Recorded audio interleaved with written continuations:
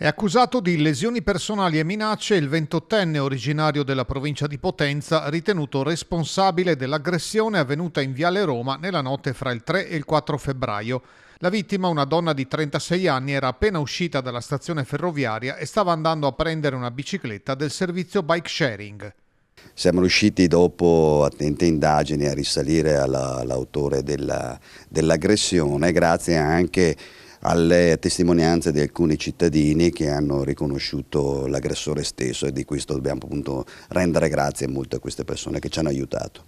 Lui le dice di non muoversi, lei risponde di non avere nulla con sé e si allontana verso Piazzale De Gasperi. Inseguita viene prima colpita, poi gettata a terra. Sbatte la testa, subisce un trauma cranico, un'escoriazione al gomito e alcuni ematomi con una prognosi di 8 giorni.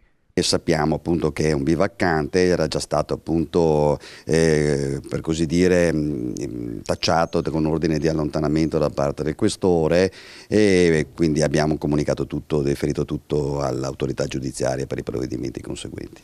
L'uomo era inizialmente fuggito verso il giardino Salvi, facendo perdere le proprie tracce. La sua identità, grazie al racconto dei passanti, era già stata accertata, ma le ricerche fatte quella notte stessa non avevano avuto esito.